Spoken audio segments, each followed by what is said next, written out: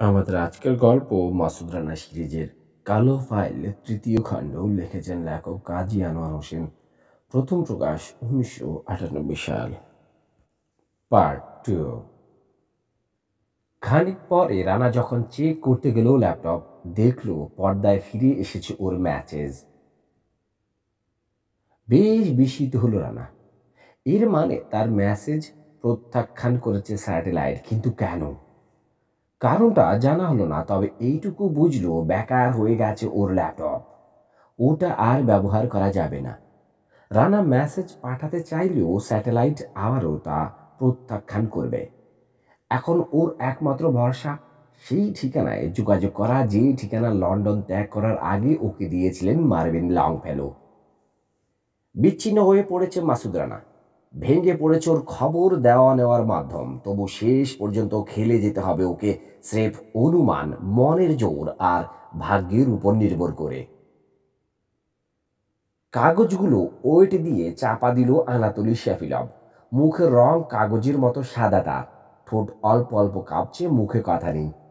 চাউনি অভিব্যক্তিহীন, অনিশ্চিত। খুব খারাপ। দীর্ঘ সময় পর বলল সে কোনো মতে। মাথা ধোলালো কর্নেল। তুমি অনুমতি দিলে এদের চারজনকে শেষ করে দিতে পারি আমি। চারজনকেই? অবশ্যই। এরা প্রত্যেকে বিশ্বাসঘাতক, একটাকেও ছাড়া যাবে না। কিন্তু কোথাও কোনো সূত্র যেন না থাকে। প্রশ্নই আসে না, জোর দিয়ে বলল কর্নেল। ব্যাংকারের কথা ধরো, গত 10 বছরে কত ডজন ব্যাংকার মরেছে, হিসেব রেখেছে কেউ? একটা হত্যাকাণ্ডেরও কোনো কিনারা হয়েছে? হয়নি, কারণ খুনিদের কেউ চিনতে পারেনি। মুখোশ পরা থাকলে চিনবে কি করে? এর বেলাও তাই ঘটবে। এরপর ধরো জেনারেল পেত্রোবস্কির কথা, তাকে হত্যা করার অনুমতি পেলে দোল গরু কি বরং খুশি হবে। তার জন্য ওদের অনেক ক্ষতি হয়েছে। ওরা যদি তার প্রতিশোধ নিতে চায়, নিক না, আমাদের কি আসবে যাবে। আর জেনারেল বরশে? হাসি ফুটল কর্নেলের মুখে। একদল চোর চুরি করতে গিয়ে যদি গৃহকর্তার চোখে ধরা পড়ে যায়, যদি হঠাৎ ভায়োলেন্ট হয়ে ওঠে, তারা কি করার আছে? এ তো হামেশাই ঘটছে। মুখের রং একটু একটু করে ফিরে আসতে শুরু করেছে শেফিলভের। বন্ধুর দিকে তাকালো সে। আর প্যাট্রিয়ার? তার ওখানেও একই ঘটনা ঘটবে। হঠাৎ করে ভায়োলেন্ট হয়ে উঠবে চোর। প্যাট্রিয়ার্কের খানসামা নিজে সে দুর্ঘটনার সাক্ষী দিবে। তাহলে লেগে পড়ো না কেন? পড়বো তোমার অনুমতি পেলে। দেওয়া হলো অনুমতি, তবে খেয়াল রেখো উল্টো পাল্টা কিছু ঘটে না যায়, তাহলে পরিস্থিতি সামাল দেওয়া কঠিন হয়ে পড়বে। Sit down mister president. সেরকম কিছুই ঘটবে না। খুব সহজেই মিটে যাবে সমস্ত ঝামেলা। স্পার্টাক হোটেলের 408 নম্বর রুমের গেস্ট রুম ত্যাগ করল তার নাম কুজি চোকিন, সেন্ট পিটার্সবার্গের বড় এক ব্যবসায়ী। আজই মস্কো এসেছে সে। নিচতলায় লবির এক প্রান্ত ঘেঁষে দাঁড়ানো কয়েকটা ফোন বুথের দিকে এগুলো কুজি চোকিন। এক বুথের সামনে তার রুমের চাবি হাত বদল হলো, চলে গেল মাসুদ রানার পকেটে। ততক্ষণে হোটেলের লবি, সিঁড়ি এবং নিচ আর 4 তলার লিফটের কাছাকাছি অবস্থান নিয়ে দাঁড়িয়ে গেছে জনা 10 চেচেন। উপরে উঠে এলো রানা, ঢুকে পড়ল 408 নম্বর রুমে। এই রুমের টেলিফোন সেটটা স্পেশাল। একটানা 20 মিনিট কথা বললেও ট্রেস হওয়ার চান্স নেই। যদি সে চেষ্টা করা হয়, দেখা যাবে নম্বরটা শহর কেন্দ্রের বাইরের এক ড্রাগস স্টোরের নম্বর ট্যাপ করলো। জেনারেল পেত্রোবস্কি? হ্যাঁ, আমি চিনতে পেরেছি। আবার কি? আপনাকে অভিনন্দন জানাতে ফোন করেছি। খানিক নীরব থাকলেন জেনারেল। আমি জানি না ঠিকানাগুলো কোথায় পেয়েছেন আপনি, তবে প্রত্যেকটা সঠিক ছিল। জানতাম থাকবে, তবে শ্যাপিলভ আর কর্নেল বুদানিন বিষয়টা সহজে মেনে নেবে বলে মনে হয় না। দোলগুরু কি? কপাল চাপড়াচ্ছে, কিন্তু আসল বিপদ বুদানিন আর তার ব্ল্যাক গার্ড বাহিনী। দোলগুরু কি ওদের ইচ্ছে মতন আছে? আমার রেইডের জন্য ওদের এক সিনিয়র অফিসার দায়ী। খবরটা বাজারে আপনিই ছেড়েছেন নিশ্চয়ই। আমার কিছু বন্ধু স্মার্ট। ইউপিএফ এর আসল দুর্বলতা আপনি ক্যাসিনো থেকে যেসব ডকুমেন্টস উদ্ধার করেছেন সেগুলোর মধ্যে জেনারেল, ওর মধ্যে খুঁজলে হয়তো দোলগোরকির সাথে ওদের লেনদেনের একটা সূত্র পাওয়া যাবে। হ্যাঁ, সে কাজ ওদিকে চলছে। গুড। এদিকে আপনিও অন্য কাজ করুন। মানে? আপনার স্ত্রী তাতিয়ানা কোথায়? বাসায়? অবশ্যই। কেন? ওদের শহর থেকে সরিয়ে ফেলুন জেনারেল, আজ রাতের মধ্যেই, নিরাপদ কোনো স্থানে। আপনিও সরে পড়ুন। কে বলছেন আপনি? না শোনার ভান করল ও। সবচেয়ে ভালো হয় যদি সবর ব্যারাকে গিয়ে থাকতে পারেন। অসম্ভব। আপনি প্লিজ জেনারেল, সময় বেশি নেই, সরে পড়ুন বাসা ছেড়ে। আবারও কিছু বলতে যাচ্ছিলেন জেনারেল, কিন্তু রানা লাইন কেটে দিয়েছে বুঝতে পেরে থেমে গেলেন। চিন্তিত মনে তাকিয়ে থাকলেন দেওয়ালের দিকে। ওদিকে লাইন বিচ্ছিন্ন করে আধ মিনিট অপেক্ষা করলো রানা, তারপর আরেক নম্বরে যোগাযোগ করলো। দা মিস্টার বার্নস্টাইন, কে বলছেন? সতর্ক প্রশ্ন বেশি এলো ও মাথা থেকে। আমি লন্ডন রথচাইল্ড ব্যাংকের বুয়া প্রতিনিধি। আচ্ছা, কি ব্যাপার? আপনার ফ্যামিলি লন্ডন থাকে আই বিলিভ। কেন জানতে চাইছেন? প্লিজ উত্তর দিন। ওয়েল, হ্যাঁ। গুড। আপনিও চলে যান আজই। বুঝলাম না, খানিক ইতস্তত করে বললেন ব্যাংকার। আজই এই দেশ ত্যাগ করুন আপনি, নইলে বিপদে পড়তে পারেন। কিসের বিপদ? আমার সন্দেহ শ্যাপিলভ জেনে গেছে যে আপনার চাপে টেলিভিশন তার বিজ্ঞাপন দেখানো বন্ধ করে দিয়েছে। আপনি সে খবর পেলেন কোথায়? দয়া করে কোনো প্রশ্ন করবেন না স্যার। কিছুদিনের জন্য মস্কোর বাইরে থেকে ঘুরে আসুন, প্রাণ বাঁচান। আপনি জানেন কাল কত জরুরি কাজ আছে আমার ব্যাংকে? যত জরুরি হোক পিছিয়ে দিন, সময় থাকতে সরে পড়ুন। লাইন কেটে তৃতীয় কল করল রানা। Your holiness. হ্যাঁ? আমার গলা চিনতে পেরেছেন? পেরেছি। আজ রাতের মধ্যে জাগরস্কো মনেস্টরিতে চলে যান। ইওর হোলিনেস, কয়েকদিন ওখানে থেকে আসুন। কেন? আপনার নিরাপত্তার জন্যে। গত রাতে যা ঘটে গেল, তারপর অন্তত কয়েকদিন সরে থাকা উচিত আপনার। পরিস্থিতি বিপজ্জনক হয়ে উঠেছে। কিন্তু কিন্তু কাল যে দালিনবস্কি ম্যাচে থাকার কথা আমার। মেট্রোপলিটনকে যেতে বলুন ওখানে। আপনি যাবেন না? বেশ কিছুক্ষণ ইতস্তত করলেন প্যাট্রিয়ার্ক। আচ্ছা। 10 রিংয়ের পর সাড়া দিল ওর চতুর্থ ও শেষ নম্বর। মোটা কর্তৃত্বপূর্ণ এক কণ্ঠ বলল, দা জেনারেল বারোশিল্ড। খে? ও, বুঝতে পেরেছি, সেই বাংলাদেশি। হ্যাঁ জেনারেল। ওয়েল, আবার কি? আর কোনো ইন্টারভিউ দিতে পারবো না? একবার আপনার কথা রেখেছি, আর না। আমি সেজন্য ফোন করিনি তো। কি জন্যে? একটা বিশেষ খবর দেওয়ার জন্য জেনারেল। কয়েকদিনের জন্য বাসা ছেড়ে আর কোথাও গিয়ে থাকুন। আপনার ভাগ্নের বেজে চলে যান। কেন? গম্ভীর হয়ে গেলেন আঙ্কেল মচুয়া। আপনার স্টেটমেন্ট অনেকেই পছন্দ করেনি। আমার সন্দেহ ওরা হয়তো আমার উপর হামলা করবে। পরোয়া করি না, কিন্তু জেনারেল কিছু। আবারও বাধা দিলেন বৃদ্ধ। জীবনে কোনোদিন পিছু হটিনি আমি, ইয়াং ম্যান। আমি যা বলেছি সত্যি বলেছি। সেই জন্য যদি মরতে হয় মরবো, তবু পিছু হটার প্রশ্নই আসে না। কিন্তু প্লিজ, এ নিয়ে আর একটা কথাও না। Good day to you. কেটে গেল লাইন। বেকুবের মতো রিসিভারের দিকে তাকিয়ে থাকলো মাসুদ রানা। আরেকবার বৃদ্ধকে ফোন করবে কিনা ভাবলো, কিন্তু ঘড়ির দিকে তাকিয়ে সে ইচ্ছে ত্যাগ করতে হলো। টাইম লিমিট ফেরিয়ে এসেছে। রানা 20-এর জায়গায় 25 মিনিট প্রায় এক নাগাড়ে কথা বলে ফেলেছে। আর সম্ভব না, বিপদ ঘটে যেতে পারে। পরদিন 21শে ডিসেম্বর গভীর রাতে 4 দল ব্ল্যাকগার্ড খুনি একযোগে হামলা চালালো 4 জায়গায়। বড় হামলাটা ঘটল ব্যাংকার লিওনিদ বার্নস্টাইনের কঠোর নিরাপত্তার দিন বাসভবনে। 1 ডজন সশস্ত্র গার্ড পাহারায় ছিল সে বাড়ির। কালো পোশাক আর একই রঙের মুখোশ পরা 20 জনের এক দল অতর্কিতে ঝাঁপিয়ে পড়ল তাদের উপর। পুরো স্টিলের বিদ্যুৎ চালিত মেইন গেট শেপ চার্জের সাহায্যে উড়িয়ে দিল তারা। চতুর্দিক থেকে মিনি উজির ব্রাশ ফায়ারে নিহত হলো বাড়ির 4 গার্ড। ব্ল্যাকগার্ড বাহিনীও হারালো 2 সঙ্গী। অবশিষ্ট গার্ড স্টাফদের অস্ত্রের মুখে কি ছিনে এই নিয়ে জড়ো করা হলো। গার্ড কমান্ডারকে বেদম মারধর করা হলো। সে যত বলে চেয়ারম্যান সাহেব দেশে নেই, গতকাল লন্ডন চলে গেছেন, হঠাৎ করে ততই বাড়ে পিটুনির মাত্রা। একদল ভেতরে ঢুকে তন্ন তন্ন করে খুঁজে দেখলো ভবনের প্রতিটি ইঞ্চি। অবশেষে বোঝা গেল ঘটনা সত্যি, নেই ব্যাংকার। রিট্রিট করলো ব্যর্থ ব্ল্যাকবার্ড বাহিনী। মৃত 2 সঙ্গীকে ট্রাকে উঠিয়ে সরে পড়ল জায়গা ছেড়ে হতাশ। দ্বিতীয় বড় আক্রমণটা চালানো হলো কুটুজবোজকি প্রসপেক্টর এক অ্যাপার্টমেন্ট ব্লকে। প্রথমে একটা কুচকুচে কালো মার্সিডিজ এসে দাঁড়ালো ব্যারিয়ার সামনে। সামনের সিটে 2 আরোহী, পিছনেও আছে 2 জন। ফ্লোর বোর্ডে বসে আছে, নিচু হয়ে দেখা যায় না। এক ওমন গার্ড এসে আরোহীদের কাগজপত্র চাইল। নিঃশব্দে পিছনের দরজা খুলে গেল খানিকটা।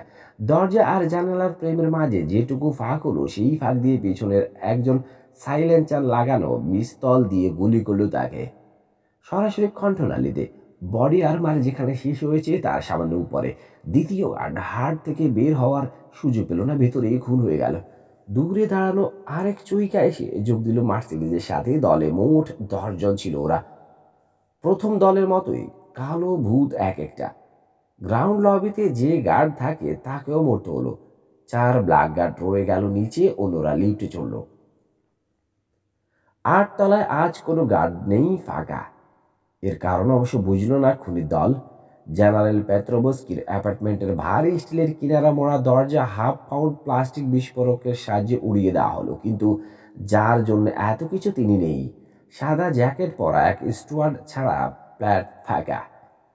মৃত্যুর আগে আক্রমণকারীদের একজনের ঘাড় মোটকে ভেঙে রেখে গেল লোকটা। সঙ্গীর লাশ নিয়ে ফিরে গেল হতাশ, ব্যর্থ ব্ল্যাকগার্ড স্কোয়াড। প্যাট্রিয়ার্কের বাসভবনের হামলার প্রথম অংশ ছিল বদ্রগছের। একজন সরাসরি দরজায় নক করলো, তার সঙ্গে 6 জন গেটের দুপাশে দেওয়ালের আবডালে বসে থাকলো হাঁটু গেড়ে। ভেতরের কোসাক গার্ড পি ফোল দিয়ে বাইরে তাকালো। স্ট্রিট ইন্টারকমের মাধ্যমে জানতে চাইলো কে এসেছে। পুলিশ, জবাবে বলল লোকটা। পি পোলের সামনে একটা ভ্যালিড মিলিশিয়া আইডিও তুলে ধরল। দরজা খোলার 1 মুহূর্তের মধ্যে মৃত্যু হলো হতভাগ্য কোসাকের। কিন্তু এখানেও তাদের একই দুর্ভাগ্য বরণ করতে হলো। এই বাড়িও প্রায় শূন্য। ভেতরে এক কুমড়ো সাইজ ফাদার ছাড়া কেউ নেই। নাইট গাউন পরা ফাদার আতকে উঠল 7 কালো পোশাকধারী দেখে। কারা, কি চাই? আলেক্সেই কোথায়? খেকি উঠল তাদের একজন। তিনি নেই, কাঁপতে কাঁপতে কোনো মতে বলল ফাদার ব্যাসিলি। সেন্ট সের্গিয়াস মনেস্টরিতে গেছেন। ফিরে গেল ব্যর্থ খুনির দল। মিনস্কা হাইওয়ের পাশে নিঃসঙ্গ কোর্টে যে হানা দিল 4 ব্ল্যাক গার্ড। একজন নক করলো, অন্যরা সামনের অন্ধকার আঙ্গিনায় গাছের আড়ালে গা ঢাকা দিয়ে অপেক্ষা করতে থাকলো। দরজা খুলল জেনারেলের খোড়া খানসামা। পরক্ষণে বুকে গুলি খেয়ে লিভিং রুমের মাঝ পর্যন্ত উড়ে গেল সে। ভেতরে ঢুকে পড়ল দলের সবাই। ফায়ার প্লেসের সামনে শুয়েছিল জেনারেলের উলফ হাইড। দলনেতার কণ্ঠনালী সই করে লাফ দিল সে, পিলে চমকানো এক হুঙ্কার ছেড়ে। গলা নাগালে পেল না হাইড। আত্মরক্ষার সহজাত তাগিদে বাঁ হাত তুলেছিল লোকটা মুখের সামনে। সে হাতের কবজির হাড়ে খচ করে বসিয়ে দিল দাঁত। পাশ থেকে গুলি করে ওটার খুলি উড়িয়ে দিল অন্য একজন। এই সময় রুমে ঢুকলেন জেনারেল, হাতে একটা সার্ভিস ম্যাকারাব। তার ছোড়া প্রথম গুলিটা মিস হলো, দরজার প্রেমেসে দিয়ে গেল। পরেরটা সোজা গিয়ে বিঁধল দলনেতার মাঝ কপালে। হাউন্ডের হত্যাকারীর দিকে পিস্তল ঘোরাতে গেলেন তিনি, কিন্তু হলো না। বুকে পরপর 3টা বুলেট আঘাত করলো তাকে। উড়ে গিয়ে সোফার উপর আছড়ে পড়লেন। 1 মুহূর্ত পর মারা গেলেন বৃদ্ধ আঙ্কেল মচুয়া। সকাল 10টায় এলো গুনায়েবের ফোন। রানা, খবর শুনেছ? কি? কুটুজবস্কি প্রসপেক্টের সব রাস্তা ব্লক করে রেখেছে মিলিশিয়া। কেন? জেনারেল পেত্রোবস্কির ফ্ল্যাটে গত রাতে হামলা হয়েছে। তিনি অবশ্য ফ্যামিলি সহ অন্য কোথাও ছিলেন। কোনো হতাহত? 4 জন। গেটের 3 গার্ড আর জেনারেলের স্টুয়ার্ড মারা গেছে। এত তাড়াতাড়ি? আপন মনে বলল রানা। কি বললে? আমার আরেকটা সেফ ফোন প্রয়োজন ওমার। যেটা আছে ওটা অসুবিধে কি? ট্রেসেবল। ওকে, আধ ঘন্টা সময় দাও, ব্যবস্থা করছি। 1 ঘন্টা পর নতুন এক সেফ হাউজে সরে এলো রানা। এক ইঞ্জিনিয়ার সবে সেখানে ফোন লাইন জোড়ার কাজ শেষ করেছে। দুটো কাট আউটের সাথে জুড়ে দিয়েছিল এটা লাইন, বলল সে। কেউ ট্রেস করতে গেলে 2 মাইল দূরের এক কাফের নাম্বার গিয়ে পৌঁছবে প্রথমে, তাতেও যদি সন্তুষ্ট না হয় খোঁজাখুঁজি চালিয়ে যায়, পরের বার পৌঁছবে গিয়ে এক পাবলিক বুথে। ততক্ষণে টের পেয়ে যাব আমরা। বেরিয়ে গেল ইঞ্জিনিয়ার। বাইরে থেকে রুমের দরজা টেনে দিল ওসমানব। জেনারেল বড় শিল্পের নম্বরে ফোন করলো। সাড়া দিল এক পুরুষ কণ্ঠ। জেনারেলকে দিন। কে বলছেন? আমারও তো সে একই প্রশ্ন, বলল মাসুদ রানা। খানিক ইতস্তত করল লোকটা। আমি দুঃখিত, জেনারেলকে এখন পাওয়া যাবে না। কে আপনি? General Malenkov, defence ministry. কি হয়েছে? পাওয়া যাবে না কেন তাকে? আপনিই বা কে? আমি inspector Surayev, general, homicide division, Moscow militia. আমি দুঃখিত। হোমিসাইড? শক্ত হয়ে গেল রানা। হ্যাঁ জেনারেল, জেনারেল নিকোলাই মারা গেছেন। কি কি বলছেন আপনি? গত রাতে হামলা হয়েছে তার বাসায়। গুন্ডা বদমাশের কাজ বলে মনে হচ্ছে। জেনারেল, তার খানসামা আর কুকুরটাকে গুলি করে হত্যা করা হয়েছে। কি বলবো বুঝতে পারছি না। থেমে থেমে বলল, আমি দুঃখিত জেনারেল ম্যালেনকভ। Alright inspector. একটা দীর্ঘশ্বাস মোচন করল রানা। কাজ করুন, আমি মিনিস্টারকে জানাচ্ছি খবর। রিসিভার রেগে শূন্য দৃষ্টিতে তাকিয়ে থাকলো। তাহলে শাফিলভ শেষ পর্যন্ত খোলস ছেড়েছে, স্বরূপে আত্মপ্রকাশ করেছে। এই লক্ষ্যই কাজ করছে রানা এতদিন। ও জানতো এই ঘটবে। জেনারেলকে সেজন্য সতর্ক করেছিল। শুনল না মানুষটা। একটা অপরাধ বোধ খোঁচাতে থাকলো রানাকে। 2 মিনিট পর GUBD হেডকোয়ার্টার্সে ফোন করলো। জেনারেল পেত্রোবস্কিকে লাইন দিন, কুইক। তিনি মিটিংয়ে আছেন, বলল অপারেটর। ব্যস্ত? কে বলছেন? ওখানেই লাইন দিন, গম্ভীর গলায় বলল রানা। বলবেন তাতিয়ানার ব্যাপারে জরুরি কথা আছে। 10 সেকেন্ড পর সাড়া দিলেন জেনারেল। গলা শুনে মনে হলো গাবড়ে গেছেন। পেত্রোবস্কি কে? আমি বিদেশি। Damn you! আমি ভেবেছি বুঝি আমার মেয়ের কিছু হয়েছে। ওদের শহরের বাইরে রেখেছেন তো? হ্যাঁ, সময়মতো সতর্ক করার জন্য ধন্যবাদ। কি ঘটেছে? 8-10 জন হামলা চালিয়েছিল আমার ফ্ল্যাটে। 3 জন গার্ড আর আমার স্টুয়ার্টকে হত্যা করেছে ওরা। নিশ্চয় আপনার খোঁজই গিয়েছিল খুনিরা। হ্যাঁ, তাতে আর সন্দেহ কি, কিন্তু কারা ওরা এখনো বুঝতে পারছেন না জেনারেল? দলগুরু কি? না, ব্ল্যাক গার্ড। কি করে নিশ্চিত হলেন? হাসি ফুটল রানার মুখে, অন্যরকম হাসি। যেভাবে সেই ঠিকানাগুলোর ব্যাপারে নিশ্চিত হয়েছিলাম। কিন্তু কেন? ওরা কেন? ক্যাসিনো থেকে উদ্ধার করা আপনার কাগজপত্র জেনারেল। ওদের ভয় ওগুলো থেকে আপনি জেনে যাবেন যে দোলগুরুকের সাথে ইউপিএফের লেনদেনের সম্পর্ক আছে। কিন্তু ওগুলো তা নয়, বেশিরভাগই ক্যাসিনো রিসিপ্ট। আপনি জানেন তা? আবার হাসলো রানা। শ্যাপিলো বা বুদানিন জানে অন্য কিছু। আপনি আঙ্কেল মচুয়াকে চেনেন নিশ্চয়ই। The great tank general. হ্যাঁ, কেন? তাকে হত্যা করা হয়েছে গত রাতে। আরেক দল খুনি গিয়েছিল জেনারেলের ওখানে। ও গড! শ্যাপিলভের বিপক্ষে বলেছিলেন পত্রিকায়, তাই মরতে হলো তাকে। হ্যাঁ, পড়েছি আমি। জেনারেল মিলিশিয়া কলেজিয়ামের অনেকেই তো আপনার পরিচিত। হ্যাঁ, নিশ্চয়ই। আঙ্কেল মসুয়ার মৃত্যু সংবাদটা তাদের আপনার জানানো উচিত। বলবেন নিজের আন্ডারওয়ার্ল্ড সোর্স থেকে খবরটা পেয়েছেন আপনি। লাইন কেটে দিয়ে মস্কোবস্কি ফেডারেল ব্যাংকে ফোন করল মাসুদ রানা। চেয়ারম্যানের ব্যক্তিগত সহকারী ইলিয়া, সেই তুখোড় ইংরেজি বলিয়ে যুবকের নম্বরে।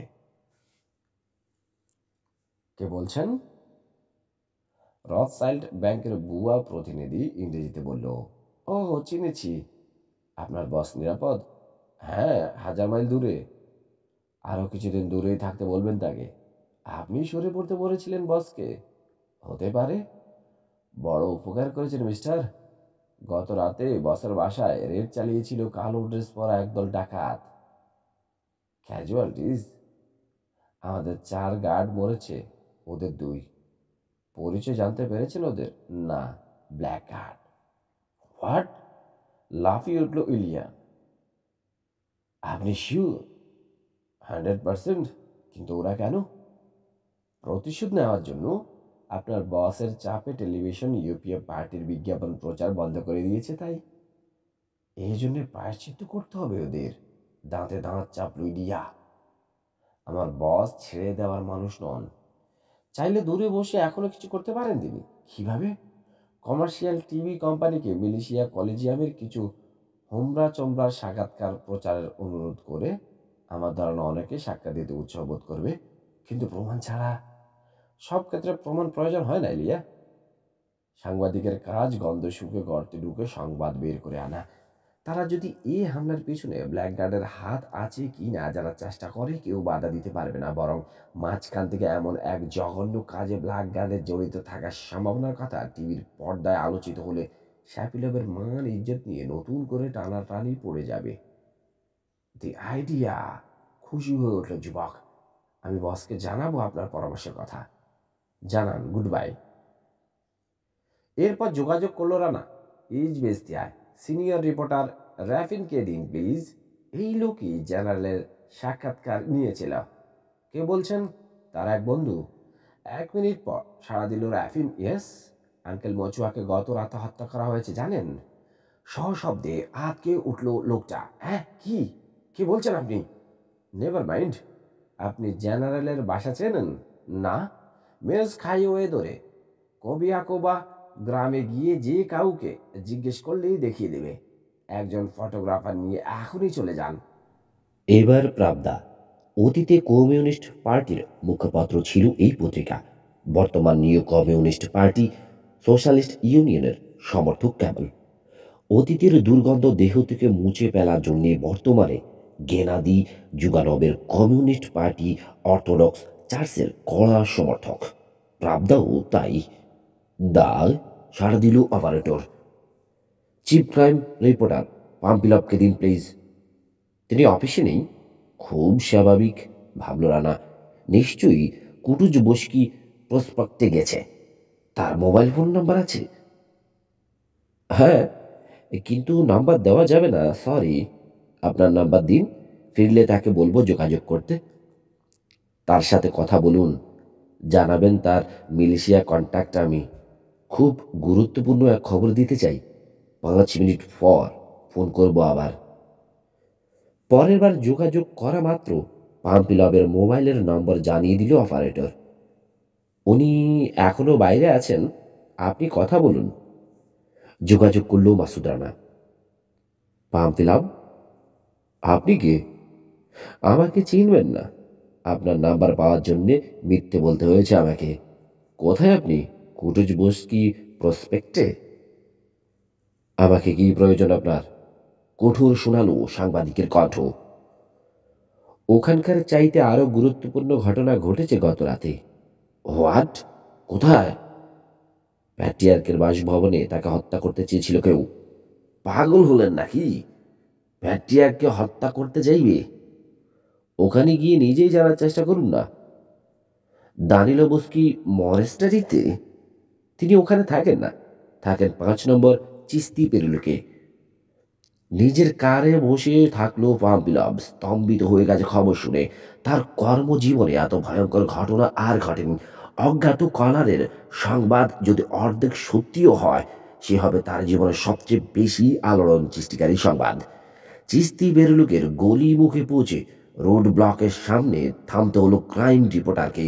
ব্যারিকেড দিয়ে বন্ধ করে দেওয়া হয়েছে পথ। গাড়ি ছেয়ে পায়ে হেঁটে এগুলো পাম্পিলব। ভেতরে পরিচিত এক হোমিসাইড ইন্সপেক্টর হ্যান্ডসাম প্যাট্রোচ্যাঙ্কোকে দেখে খুশি হলো। কি হে, কি হয়েছে? প্রশ্ন করল সে। আর বলো না, চেহারা কুচকালো ইন্সপেক্টর। চোর ছেচরদের জ্বালায় অস্থির আছি। চোর ধরতে হোমিসাইড? হ্যাঁ, মানে নাইট ওয়াচ লোকটা খুন হয়েছে। প্যাট্রিয়ার্কের কিছু হয়নি তো? প্যাট্রিয়ার্ক? তিনি এখানে থাকেন জানলে কি করে? Never mind. আমি শুনেছি হামলা আসলে তাকে হত্যা করার উদ্দেশ্যেই চালানো হয়েছে। সত্যি নাকি? দুশ্চিন্তা ফুটল ভেতরচাঙ্কুর চেহারায়। কে দিল তোমাকে এই খবর? বাদ দাও। তুমি কি জেনেছো বলো দেখি। পুরো বাড়ি চার্জ করেছে একদল লোক, মেরে রেখে গেছে কোষাক গার্ডকে। এ পর্যন্তই। বুঝেছি বয়, হোয়াট এ স্টোরি। সাবধান, সতর্ক করল তাকে ইন্সপেক্টর। প্রমাণ ছাড়া যা তা লিখে বসো না যেন। কে শুনে কার কথা? হাওয়ায় ডানা মেলে ছুটল ভাবলাম। 23 তারিখ দুপুরের আগেই মিডিয়ার প্রচারণা বিপাকে ফেলে দিল ইউপিএফকে। প্রায় প্রতিটি প্রভাবশালী পত্রিকায় ফলাও করে ছাপা হলো মাসুদ রানার সরবরাহ করা কাহিনী। 4 সুপরিকল্পিত হামলাকে এক সূত্রে গিয়ে ছেপেছে সবাই। টেলিভিশন সকালের খবরে প্রচার করলো সে সবের সারমর্ম। বলা হলো সম্পূর্ণ সৌভাগ্যবশত বেঁচে গেছে অন্য 3 জন।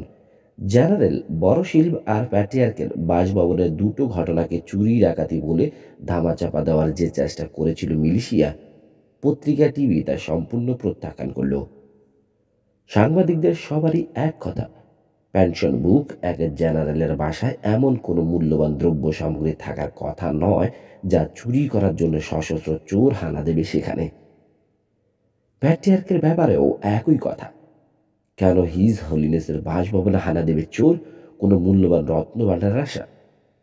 জেনারেল পেট্রোভস্কির ফ্ল্যাটে একই সময় হামলা চালিয়েছিল কারা? ব্লকের অসংখ্য সিনিয়র অফিসারদের বাদ দিয়ে শুধু তার ফ্ল্যাটেই কেন হামলা হলো? একমাত্র বিত্তশালী লিওনিদ বার্নস্টেইনের বেলায় এই ধারণা সত্যি বিবেচনা করা যেত যদি ঘটনা অন্যরকম হতো। সাংবাদিকদের স্থির বিশ্বাস ওটাও সুপরিকল্পিত এক অভিযান ছিল। ব্যাংকারকে হত্যা করার এক ঘৃণ্য ষড়যন্ত্র ছিল। বার্নস্টেইনের বাসভবনের বেঁচে যাওয়া গার্ডদের প্রায় সবার বক্তব্য ছেপেছে পত্রিকাগুলো। একই বক্তব্য তাদের। আক্রমণকারীরা প্রত্যেকে কালো পোশাকধারী ছিল, কালো স্কি মাস্কে ঢাকা ছিল মুখ। কেবল লিওনিদ বার্নস্টেইনের খোঁজ জানতে চেয়েছে তারা। সুযোগ থাকা সত্ত্বেও ঘরের একটা জিনিসও স্পর্শ করেনি। তাদের আসা যাওয়া, অপারেশন ইত্যাদি সবই ছিল পুরো সামরিক কায়দায়। সামরিক ট্রেনিং পাওয়া গ্যাংস্টার দল কবে জন্ম নিল রাশিয়ায়? কার নেতৃত্বে? 2 ক্রাইম রিপোর্টার মন্তব্য করল, অর্গানাইজড ক্রিমিনালরা স্বভাবতই ধ্বংস চায় জিইউবিডি জেনারেল পেট্রোভস্কির, কারণ তিনি প্রভূত ক্ষতি করেছেন ওদের কাজেই তাকে হত্যার চেষ্টা হওয়া স্বাভাবিক ব্যাপার। অতীতে যে সমস্ত কারণে অসংখ্য ব্যাংকারের মৃত্যু হয়েছে রাশিয়ায়, যদি ধরে নেওয়া যায় সেই একই কারণে মস্কোভস্কি ফেডারেল চেয়ারম্যানকেও হত্যা করতে চেয়েছে মাফিয়া অথবা অন্য কেউ। অসম্ভব নয় তাও। কিন্তু একজন জাতীয় বীর, 3টা পদক পাওয়া এক বৃদ্ধ পেনশন বুক জেনারেল, সবার প্রিয় আঙ্কেল মসুয়া কার কি ক্ষতি করেছিলেন? কেন নির্মম মৃত্যুবরণ করতে হলো তাকে? কে হত্যা করতে চাইবে ব্যাটিয়ারকে? কেন? কার কাছে কি অপরাধ করেছেন আলেক্সি টু? ওদিকে মাসুদ রানা প্রস্তুত হলো ওর দ্বিতীয় দিনের কর্মসূচি বাস্তবায়নের জন্য। মুখের মধ্যে দুদিকে 2টি ইস্যু পেপারের দলা ঠেসে বন্ধ ঘরে একা একা কথা বলল ও কিছু সময়। যখন নিশ্চিত হলো কালকের কণ্ঠের সাথে আজকের কণ্ঠ মিলছে না, চেনার উপায় নেই আগের দিনের অজ্ঞাত কলারকে, রিসিভার তুলে নিল ও। প্রথমে যোগাযোগ করলো প্রাবদার পাম্পলবের সাথে। শুরু করে দিল কাজ। আপনি আমাকে চিনবেন না এবং আমি আমার নাম বলতেও চাই না, তাহলে সপরিবারে মরতে হবে আমাকে। ওয়েল, আপনার পরিচয়? প্রশ্ন করলো পাম্পলব। আমি বুদানিনের ব্ল্যাকগার্ড বাহিনীর এক হাই র্যাঙ্কিং অফিসার। আমি কিছু মেসেজ দিতে চাই। বলুন বলুন। ব্ল্যাকগার্ড অফিসার ঠিকই, সেই সাথে আমি একজন প্র্যাকটিসিং খ্রিস্টানও। গত কয়েক মাস ধরে ইউনাইটেড প্যাট্রিয়টিক ফোর্স দলের ভেতরের প্রত্যেকের, বিশেষ করে শাপিলভ ও কর্নেল বুদানিনের অ্যান্টি খ্রিস্টান অ্যান্টি চার্চ মনোভাব এবং তা নিয়ে খোলামেলা চর্চা ইত্যাদি দেখে শঙ্কিত হয়ে পড়েছি আমি। শাপিলভ জনসভা যা বলে তা কেবলই তার মুখের কথা। মনে মনে চার্চ এবং গণতন্ত্রকে ঘৃণা করে সে। তার পরিকল্পনা আছে ভবিষ্যতে রাশিয়ায় একদলীয় নাজি স্টাইলের সরকার প্রতিষ্ঠা করার। এসব দেখে বিবেকের তাড়নায় মুখ খুলতে বাধ্য হয়েছি আমি আজ। অনেক হয়েছে, আর এসব সহ্য করা যায় না। আপনারা জানেন না, কর্নেল বুতানিনের নির্দেশে ব্ল্যাকগার্ড বাহিনী জেনারেল বরশিলকে হত্যা করেছে। হোয়াট? প্লিজ শেষ করতে দিন আমাকে। আঙ্কেল মচুয়া নিশ্চিত জানতে পেরেছিলেন শ্যাপিলপের মনের কথা, তাই তার বিরুদ্ধে বক্তব্য দিয়েছিলেন তিনি ইজবেস্তিয়ায়। আপনি নিশ্চয় জানেন, প্রমাণ ছাড়া ফালতু কথা বলার মানুষ জেনারেল ছিলেন না। তিনি যা যা বলেছেন সব সত্যি। ব্যাংকার লিওনিদ বার্নস্টেনকেও ব্ল্যাকগার্ড বাহিনী হত্যা করতে চেয়েছিল, কারণ যা দেখেই হোক তিনিও জেনারেলের মতো শ্যাপিলবের মনের কথা জানতে পারেন এবং তারপরই তাদের কনসর্টিয়ামে সাহায্যপুষ্ট কমার্শিয়াল টিভি সেন্টারকে বাধ্য করেন শ্যাপিলবের বিজ্ঞাপন প্রচার বন্ধ করে দিতে। সেই রাগে তাকে হত্যা করার নির্দেশ দেয় কর্নেল। ও বয়!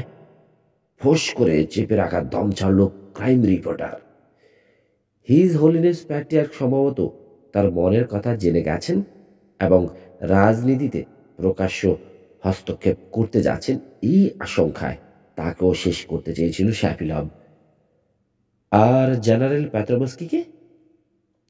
Same outfit, blackguard. কয়েকদিন আগে দলগরুকি মাফিয়ার বড় কয়েকটা ঘাঁটিতে হামলা চালিয়েছিলেন তিনি। দলগরুকি ইউপিএফ এর সমস্ত খরচ যোগায়, ওদের ক্ষতি মানেই ইউপিএফ এর ক্ষতি। কাজেই বুঝতে পারছেন, এই 4 হামলার জন্য ব্ল্যাকগার্ড দায়ী বলতে চাইছেন আপনি?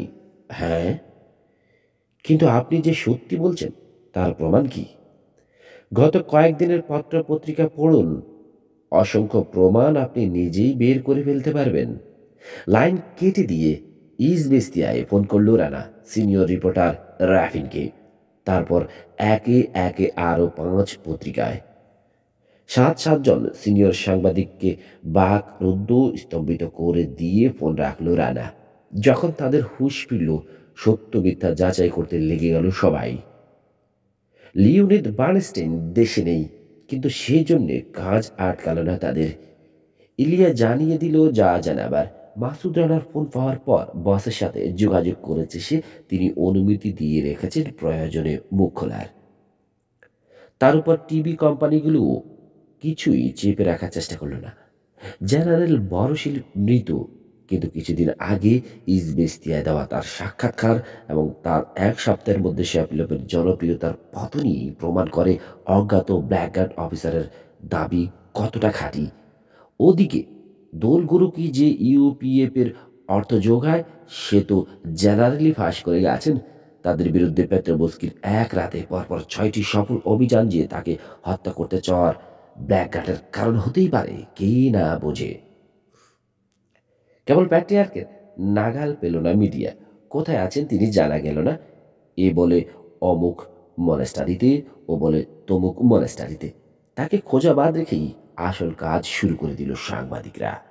পরদিন বিরাট ব্যানার হেডিংয়ে ইজবেস্তিয়ায় ছাপল, এই জন্যেই কি মরতে হলো তাকে। প্রাবদার ব্যানার হেডিং, রাশিয়ার আকাশে ভয়াবহ দুর্যোগের পূর্বাভাস, ইত্যাদি ইত্যাদি। সেদিন দুপুরের আগেই কবরের নিস্তব্ধতা নেমে এলো কিসেল্লি বুলবার্ডের ইউপিএফ হেড অফিসে। ভাষা নেই কর্মকর্তা কর্মচারী কারো মুখে, প্রত্যেকে আতঙ্কিত। পুতুলের মতো বসে আছে যে যার আসলে। একমাত্র প্রচারণা ও প্রেস সচিব আনাতোলি কপিতভ ব্যস্ত, ভীষণ ব্যস্ত। নিজের অফিসে বসে আছে সে, শার্টের হাতা গোটানো, 2 বগল থেকে ধর করে ঘাম ঝরছে, হাতের তালু ভেজা পিচ্ছিল। থেমে থেমে খসে পড়ে যেতে চাইছে রিসিভার। অনেকদিন আগে ধূমপান ছেড়ে দিয়েছিল কপিতভ, আজই ফের ধরেছে নতুন করে, একটার পর একটা সিগারেট টেনে চলেছে। তার সাথে সমানে লড়ে চলেছে নিজ ডেস্কের এক প্লাটুন টেলিফোনের সাথে। মুহূর্তের জন্য বিরতি দিচ্ছে না যন্ত্রগুলো। ঘরের হাওয়া গরম করে রেখেছে তাদের বিরতিহীন রিংয়ের আওয়াজ। এই মুহূর্তে একসাথে 2টো ফোনে কথা বলছে সে। কথা বলছে না, তার স্বরে চেঁচাচ্ছে। না, এসব সত্যি নয়। তো তার মুখস্থ বুলির মতো বারবার একই কথা আওড়ে চলেছে কপিতভ। একদম বাজে কথা, ডাহাবিত্ত কথা। যে এসব গুজবে কান দিয়ে আমার পার্টি এবং পার্টি প্রেসিডেন্টের ভাবমূর্তি ক্ষুণ্ণকারী রিপোর্ট প্রচার করবে, তার বা তাদের বিরুদ্ধে যথাযথ আইনগত ব্যবস্থা নেওয়া হবে। কি না, কোনো মাফিয়া দলের সাথে আমার দলের কোনো সম্পর্ক নেই। অর্থনৈতিকভাবে তো নয়ই, অন্য কোনো যে মানুষ স্বয়ং রাশিয়া থেকে সব ধরনের অপরাধের মূলোৎপাটনের প্রকাশ্য অস্বীকার করেছেন, তাকে নিয়ে এই সমস্ত হোয়াট? কিসের কাগজপত্র পরীক্ষা করছে জিইউডি? আমাদের তা নিয়ে বিন্দুমাত্র দুশ্চিন্তা নেই, ভয় পাওয়ার তো প্রশ্নই আসে না। হ্যাঁ, জেনারেল নিকোলাই ইউপিএফের ব্যাপারে তার ব্যক্তিগত মতামত ব্যক্ত করেছেন। যে কেউ তা করতে পারে। জেনারেল বৃদ্ধ জাতীয় বীর ছিলেন। তার হঠাৎ মৃত্যুতে আমরাও সবার মতো দুঃখিত, ব্যথিত, কিন্তু তার হত্যাকাণ্ডের সাথে আমার পার্টিকে জড়ানোর নোংরা হোয়াট? না, আপনারা কথা বলতে পারেন না। হিটলারের সাথে আমার নেতার কোনো রকম তুলনা করার চেষ্টা যে করবে তার বিরুদ্ধে তাৎক্ষণিক আইনগত ব্যবস্থা নেওয়া হবে। কোন সিনিয়র ব্ল্যাকগার্ড অফিসার সে? কি নাম তার? ওদিকে নিজের অফিসে অসংখ্য সমস্যার সাথে কুস্তি লড়ছে ব্ল্যাকগার্ড বাহিনী প্রধান কর্নেল বাদিম বুদানিন। কেজিবি সেক্রেটারি ডিরেক্টরেটে কাজ করার সময় কোনোদিন কোনো কাজে ব্যর্থ হয়নি সে। ধাওয়া করে দেশি বিশ্বাসঘাতক আর বিদেশি স্পাই পাকড়াও করা এবং তাদের জিজ্ঞাসাবাদ, মৃত্যুদণ্ড কার্যকর করা ইত্যাদি ছিল তার মূল কাজ। কখনো হতাশ হতে হয়নি। ব্যর্থতা কাকে বলে জানত না কর্নেল, আজ জেনেছে। এবং ব্যর্থতা কি জিনিস তা হাড়ে হাড়ে টেরও পাচ্ছে। মাসুদ রানাই প্রথম বিদেশি স্পাই যে তার নাকের পানি চোখের পানি এক করে ছেড়েছে। রাশিয়ায় বসে তারই চামড়া দিয়ে ডুগডুগি তৈরি করে আড়ালে বসে তা বাজাচ্ছে আর তামাশা দেখছে। হাজারো সমস্যা নিয়ে এমনিতেই কর্নেলের জান পেরেশান, চোখে মুখে আদার দেখছে। তার সাথে যোগ হয়েছে এই নতুন যন্ত্রণা, বুদানিনের নিজ হাতে গড়া একান্ত বিশ্বস্ত অ্যালিট ফ্যানাটিক্যাল ব্ল্যাকগার্ড বাহিনীর এক সিনিয়র অফিসার বিশ্বাসঘাতকতা করেছে। কিছুতেই বিশ্বাস হতে চাইছে না তার। এই কি করে সম্ভব? এই বাহিনীর প্রত্যেকে অফিসার জোয়ান মিলিয়ে 6,000, প্রত্যেকে কর্নেলের নিজের বাছাই করা। সে নিজে নিয়োগ দিয়েছে সবাইকে। তাদের মধ্যে একজন প্র্যাকটিসিং খ্রিস্টান, এবং এমন এক সময় দলের পিঠে ছুরি বসালো সে যখন কিনা রাশিয়ার ভবিষ্যৎ ইউপিএফের মুঠোয় ধরা দিতে যাচ্ছে। অসম্ভব। এ কোনো কথা হলো? না হয় থাকলোই একজন প্র্যাকটিসিং খ্রিস্টান, কেন সে দলের এত বড় ক্ষতি করবে এই সময়ে? কিসের অভাব তার? কতটা সিনিয়র সে? বুদানিনের পরে আছে তার ডেপুটি, তার অধীনে 10 জন সিনিয়র অফিসার, তাদের অধীনে 40 জন, এর পরের ধাপে আছে প্রায় 100। এদের ভেতরে সে কে? কোনজন? বের করতে হলে প্রচুর সময় প্রয়োজন, কিন্তু এখন সময় নেই। নির্বাচন হয়ে যাক ভালোই ভালোই, তারপর কর্নেল নিজে দেখবে বিষয়টা। এবং একদিন দাঁতে দাঁত চেপে প্রতিজ্ঞা করলো সে একদিনের হিসেব কড়ায় গন্ডায় বুঝে নেবে, সে তার কাছ থেকে নেবেই নেবে। মাসুদ রানা, ভাবলো কর্নেল, সমস্ত নষ্টের গোড়া এই লোকটা। ইঁদুরের মতো গর্তে বসে যত নোংরা খেলা খেলছে আরামজাদা।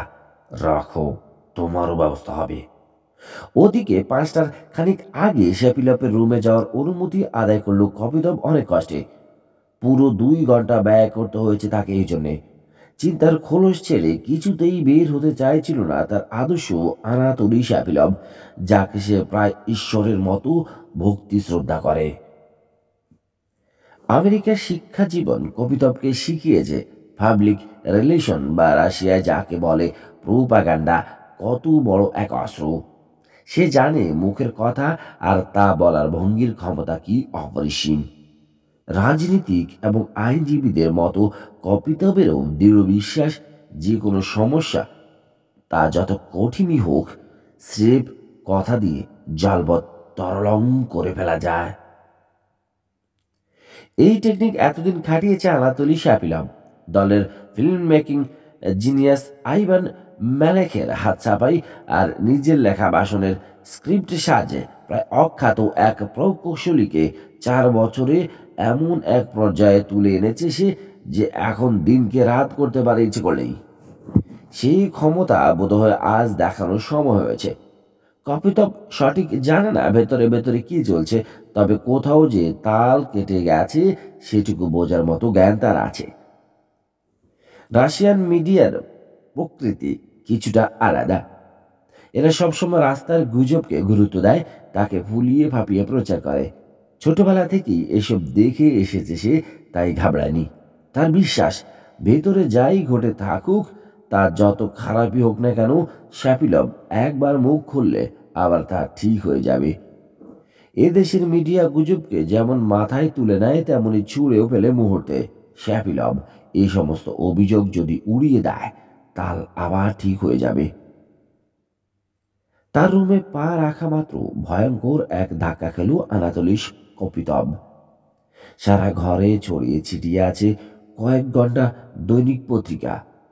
সবার আজ প্রায় একই ব্যানার হেডিং অভিযোগ শ্যাপিলভ আর বুদানিনের বিরুদ্ধে। এসব পড়া আছে কপিতভের। পড়ছে সে নিজের অফিসে বসে। কত বড় স্পর্ধা! শ্যাপিলভের বিরুদ্ধে জেনারেল নিকোলাইকে হত্যার অভিযোগ, দোলগোরকি মাফিয়ার কাছ থেকে টাকা নেওয়ার অভিযোগ, আরও কত কিছু। কি দুঃসাহস! চোখ তুলে শ্যাপিলভকে দেখল সে। মূর্তির মতো স্থির বসে আছে মানুষটা, চেহারা সম্পূর্ণ বিধবাস্তু। চাউনি অন্তঃসারশূন্য, কিছু দেখছে বলে মনে হয় না। বেদনায় বুকের ভেতরটা মুচড়ে উঠল কপিতভের। মিস্টার প্রেসিডেন্ট, মৃদু কণ্ঠে বিনীত ভঙ্গিতে বলল সে, আপনি অনুমতি দিলে আমি একটা মেজর প্রেস কনফারেন্সের ব্যবস্থা করতে পারি। অনিশ্চিত দৃষ্টিতে কয়েক মুহূর্ত তাকে দেখল শ্যাপিলভ। মনে হলো যেন তার বক্তব্যের অর্থ অনুধাবনের চেষ্টা করছে। নিজের 4 বছরের রাজনৈতিক ক্যারিয়ারে কখনোই সরাসরি কোনো প্রেস কনফারেন্স করেনি শ্যাপিলভ। প্রি অ্যারেঞ্জড কনফারেন্স করেছে, সেসবের আয়োজন কপিতভ নিজে করেছে। সেই সব সময় তাকে সরাসরি প্রেসের সাথে কথা বলতে নিষেধ করে এসেছেন এতদিন। আর আজ কিনা সে নিজেই। তুমি জানো আমি প্রেস পছন্দ করি না, বলল সে তীক্ষ্ণ কণ্ঠে। কিন্তু স্যার, এই মুহূর্তে ওপেন কনফারেন্স ছাড়া কোনো পথ নেই। মিডিয়ার চাপ অসহ্য হয়ে পড়েছে। আমি ঠেকাতে পারছি না। কেউ পারবে না মিস্টার প্রেসিডেন্ট, একমাত্র আপনি ছাড়া। আপনি যদি একবার মুখ খোলেন সব মিটে যাবে, আমি জানি, নইলে সর্বনাশ হয়ে যাবে। তুমি জানো কপিতভ, আমি প্রেসকে ঘৃণা করি। জানি স্যার, কিন্তু এই মুহূর্তে আর কোনো পথ খোলা নেই। চিন্তা কি? আমি আপনার পাশেই থাকব। সাংবাদিকদের প্রশ্নের উত্তর আমি শিখিয়ে দেব। আপনি শুধু বলে যাবেন, এসব মিথ্যে প্রচারণা এখনই বন্ধ করতে হবে স্যার। কয়েক সেকেন্ড চুপ করে থাকলো শ্যাপিলভ। লেটেস্ট জরিপ রিপোর্ট দেখেছো আজকের? জি, আমাদের সমর্থন 45% নেমে গেছে, আরও নামছে। মাত্র 3 সপ্তাহ আগে যা ছিল 70%। যুগানবের রেটিং 28, আরও বাড়ছে। অ্যাক্টিং প্রেসিডেন্টের সমর্থনও বাড়ছে একটু একটু। স্যার, আমার হিসেবে গত 2 দিনে 10% জনসমর্থন কমে গেছে আমাদের। এই পতন ঠেকাতে হলে প্রেস কনফারেন্স করতেই হবে আমাদের। দীর্ঘ চিন্তা ভাবনার পর অবশেষে মাথা ধোলালো ইউপিএফ প্রেসিডেন্ট। বেশ, ব্যবস্থা করো। পরদিন 11টায় মেট্রোপল হোটেলের প্রকাণ্ড ব্যাংকোয়েট হলে আয়োজন করা হলো কনফারেন্সে। জাতীয় এবং মস্কোর প্রতিটি সংবাদ মাধ্যমের প্রতিনিধিরা এলো টিভি ক্যামেরা। কপিতভ সহাস্যে বরণ করল তাদের। দেখতে দেখতে প্রায় ভরে উঠল হল। আমন্ত্রিত সাংবাদিকরা আসন নেওয়ার পর ঘোষণা করা হলো, এখন বক্তব্য রাখতে আসছেন মহান রাশিয়ার ভবিষ্যৎ প্রেসিডেন্ট আনাতোলি ইভানোভিচ শ্যাপিলভ। ভারী কার্টেনটা একা স্টেজের পেছন দিক থেকে বেরিয়ে এলো ইউপিএফ নেতা। দৃঢ় পায়ে লেগ টার্নের পেছনে এসে দাঁড়ালো। পাশেই রইল তার প্রেস সচিব। সবসময় যেভাবে শুরু করে আজও সেইভাবেই করল শ্যাপিলভ। কিন্তু মাত্র 5 মিনিটে খেই হারিয়ে ফেলল। এত নীরব কেন সবাই? কোথায় তার সেই উল্লাসমুখর সঙ্গীরা, যারা নেতার প্রতিবাক্যে আকাশে হাত তুলে গগন বিদারী ধ্বনি দেয়? তারা হাততালি নেই কেন? তার নামে জয়ধ্বনি নেই কেন? ক্রমে গলা মিইয়ে আসতে শুরু করলো শ্যাপিলবের। পাশ থেকে কপিতব নিচু কণ্ঠে উৎসাহ দিয়ে যেতে লাগলো, কিন্তু কাজ হলো না। এত শত্রুভাবাপন্ন সাংবাদিক আর তাদের ক্যামেরার অনবরত প্লাসের সামনে সম্পূর্ণ পর্যদস্ত হলো শ্যাপিলব। অসহায়ের মতো কেবল মুখ খোলে আর বোঝে, কথা বের হয় না। কপিতপের আতঙ্কিত চেহারা দেখে শেষ চেষ্টা করলো সে মরিয়া হয়। এলোমেলো ভাষা ধান বানতে শিবের গীত শুরু করলো। মহান রাশিয়ার অতীত বর্ণনা করলো খানিক। আক্ষেপ করলো আজ তার দেশ, তার প্রাণপ্রিয় রডিনা, কিছু বিদেশি ব্যাংকার, মুনাফাখোর ও অপরাধীদের মুঠোয় বন্দী হয়ে আছে। তাদের নিগড় থেকে দেশকে মুক্ত করার মহান ব্রত নিয়েই সে নির্বাচনে নেমেছে, কিন্তু শত্রুর তা সহ্য হচ্ছে না, তাই তারা ইত্যাদি ইত্যাদি। এত কথার পরও যখন কাজ হলো না, তাকে সম্মান দেখানো বা হাততালি দেওয়ার জন্য উঠে দাঁড়ালো না একজনও। পুরোপুরি চুপ মেরে গেল শ্যাপিলভ। তাকে উদ্ধারে এগিয়ে এলো কপিতভ। এবার আপনারা প্রশ্ন করুন, সাংবাদিকদের উদ্দেশ্যে বলল সে। এটা ছিল প্রথম বল। অডিয়েন্সের 1/3 সাংবাদিকই বিদেশি। New York Times, Washington post, London Times, daily Telegraph, BBC, CNN সহ অন্য প্রতিনিধিরা প্রায় সবাই রুশ ভাষায় ওস্তাদ। চতুর্দিক থেকে একযোগে শ্যাপিলভকে ঠেসে ধরল তারা। মিস্টার শ্যাপিলভ, বলে উঠল লস অ্যাঞ্জেলেস টাইমসের মস্কো প্রতিনিধি, আমার হিসেবে নির্বাচনী প্রচারণায় এ পর্যন্ত প্রায় $200 মিলিয়ন খরচ করেছেন আপনি। এ এক বিশ্ব রেকর্ড। এত টাকা কোত্থেকে এসেছে স্যার? চোখ গরম করে প্রশ্নকর্তার দিকে তাকিয়ে থাকলো সে। এইসব ব্যয় প্রশ্ন করে বলেই এদের দু চোখে দেখতে পারে না শ্যাপিলভ। পাশ থেকে ফিস ফিস করে শিখিয়ে দিল কপিতভ, রাশিয়ার দেশদরদি মহান জনগণের দেওয়া চাঁদা থেকে এসেছে। উত্তর পছন্দ হলো না প্রশ্নকর্তার। স্যার, এই অঙ্ক রাশিয়ার সমস্ত চাকরিজীবীর পুরো 1 বছরের বেতনেরও বেশি। আসলে কোত্থেকে এসেছে এ টাকা? এবার অন্যরাও তাল দিল তার সাথে। তার স্বরে একই প্রশ্ন করতে লাগলো সবাই। এ কথা কি সত্যি? আপনি বহুদলীয় রাজনীতি বন্ধ করে দেশে একদলীয় শাসন চালু করতে চান? আপনি জানেন কেন জেনারেল বারোশিলকে হত্যা করা হয়েছে? কারা দায়ী সেজন্যে?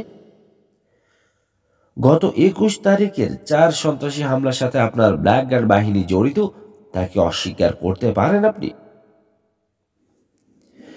একের পর এক প্রশ্ন মানে জর্জরিত হতে থাকলো শ্যাপিলভ। প্রতিটি টিভি ক্যামেরা আর মাইক্রোফোন ঘুরে বেড়াচ্ছে হলময়। সমস্ত প্রশ্নকারীকে পিতেই বন্দি করা চাই এগুলোর। প্রশ্ন মিচ করা চলবে না। ডেইলি টেলিগ্রাফের প্রতিনিধি মক্ষম প্রশ্ন ছুড়ল এবার। এই পত্রিকারই সাংবাদিক মার্ক জ্যাপারসনকে মস্কোর রাস্তায় হত্যা করা হয়েছিল।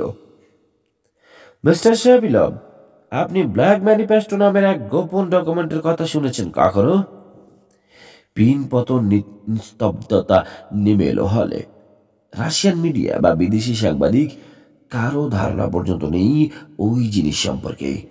আরো সত্যি কথা, যে প্রশ্নটা করেছে সে নিজেও জানে না ব্ল্যাক ম্যানিফেস্টো কি। সে কেবল এক অজ্ঞাত কলারের শিখিয়ে দেওয়া প্রশ্ন করেছে। ওদিকে প্রশ্নটা কানে যাওয়া মাত্র কাগজের মতো সাদা হয়ে গেল শ্যাপিলভের চেহারা। 2 হাতে লেকটার্ন আঁকড়ে ধরে নিজেকে খাড়া রাখার সংগ্রাম করতে থাকলো সে। কপিতভকেও বড় এক ঝাঁকি দিয়ে গেল প্রশ্নটা। ভালা করে ফ্যাকাশে শ্যাপিলভ আর প্রশ্নকর্তার মুখের দিকে তাকাতে লাগলো সে। কিসের ম্যানিফেস্টো? আরেক মারাত্মক ভুল। আমার জানা মতে ওটা আপনার একান্ত গোপনীয় পার্টি ম্যানিফেস্টো। ওতে আপনার এ দেশে একদলীয় শাসন কায়েম করার পরিকল্পনা আছে। আপনার রাজনৈতিক প্রতিদ্বন্দ্বীদের লেবার ক্যাম্পে নির্বাসন, 2 লাখ ব্ল্যাকগার্ড সদস্য দিয়ে দেশ শাসন, এবং যেসব স্টেট 91 সালের পর রাশিয়া থেকে বিচ্ছিন্ন হয়ে গেছে, আগ্রাসনের মাধ্যমে সেগুলোকে পুনর্দখল করার পরিকল্পনার কথা লেখা আছে। হলের নীরবতা অসহ্য হয়ে উঠল। Ukraine, Belarus, Latvia, Lithuania, Estonia, Georgia এবং আর্মেনিয়ার জনা 50 সাংবাদিক স্তম্ভিত হয়ে তাকিয়ে থাকলো শাপিলভের দিকে।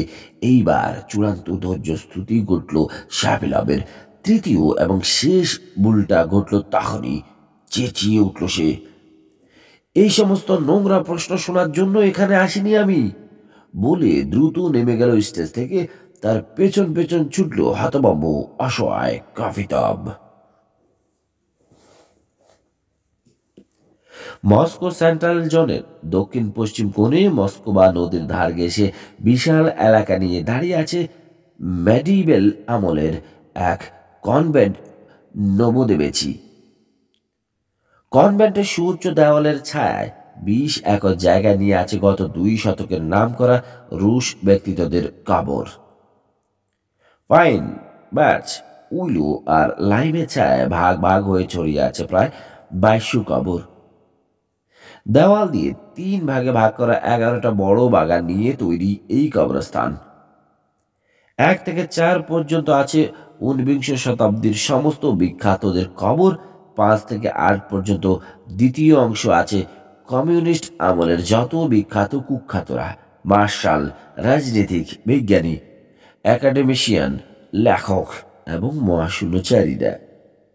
বিশ্বের প্রথম নভোচারী ইউরি গাগারিনের কবর আছে এই অংশে। গলা পর্যন্ত বদগা গিলে এক প্রোটোটাইপ চালাতে গিয়ে মৃত্যু হয় তার। কয়েক গজ দূরে আছে ন্যাড়া গোলমাথার নিকিতা ক্রুসচেভের আবক্ষ পাথরের মূর্তি। এই অংশের প্রায় প্রতিটি কবরের মাথার দিকে আছে মৃত্যুর আবক্ষ মূর্তি। তার সামনে অ্যারোপ্লেন, রকেট, বন্দুক ইত্যাদির পাথরের গড়া মডেলও আছে। ওগুলো দেখে বোঝা যায় কে কোন ক্ষেত্রে খ্যাতনামা ছিল। এর পরের অংশ 9, 10 ও 11। নতুন কবর খোঁড়ার মতো জায়গা প্রায় নেই বলাই চলে। অনেক খুঁজে জেনারেল ভর শিল্পের জন্য জায়গা বের করা হয়েছে এখানে। বড়দিনের পরদিন দুপুরের দিকে সেখানে তাকে দাপন করল ভাগ্নে মেজর জেনারেল মিশা আন্দ্রিয়েভ। মামা যেভাবে চেয়েছিলেন সেভাবে শেষকৃত্য অনুষ্ঠানে উপস্থিত থাকলেন স্বরাষ্ট্রমন্ত্রী জেনারেল বুটাব, উপস্বরাষ্ট্রমন্ত্রী, 20 জন জেনারেল এবং জেনারেল মিশার নিজ ট্যাঙ্ক ডিভিশন তামারস্কায়ার আর্চওয়ান। মস্কোর অফিসিয়েটিং 2 মেট্রোপলিটন বিশপ অনুষ্ঠান পরিচালনা করলেন। মৃতের মূর্তি থাকলো না, উপরে থাকলো কেবল গ্রানাইট পাথরের এক ক্রুশ। ওঠার পায়ের কাছে উৎকীর্ণ করা 2টো মাত্র শব্দ, রাস্কি সোলদাত বা রাশিয়ান সৈনিক। একজন বিশপ বাইবেলের পবিত্র বিদায়ী বাণী উচ্চারণ করতে লাগলেন। মিশা তখন কফিনের উপর এক এক করে পরম শ্রদ্ধার সাথে সাজিয়ে রাখলো ম্যাজেন্টা রঙের 3টে রিবন ও হিরো অব দ্য সোভিয়েত ইউনিয়নের 3 সোনার চকচকে পদক। বিদায় বাণী আওড়ানো শেষ হতে এগিয়ে এলো তামারস্কায়ার আর্চওয়ান। সসম্মানে কবরে নামিয়ে দিল কফিন। এক পা পিছিয়ে অ্যাটেনশন হয়ে দাঁড়ালো মেজর জেনারেল মিশা। ঝাপসা চোখে তাকিয়ে থাকলো তার পৃথিবীর একমাত্র বন্ধন, বাবা, মা, ভাই বোন, বন্ধু জেনারেল নিকোলাই ইয়েভরোভিচ বড় শিল্পের কফিনের দিকে। বিয়োগলের করুণ লাস্ট পাস্ট বাড়ি করে তুলল নবোদেবেসির শীতার্থ পরিবেশ। স্যালুট করলো জেনারেল মিশা। 2 মন্ত্রী, 20 জেনারেল অনুসরণ করলো তাকে। এরপর বিদায়ের পালা।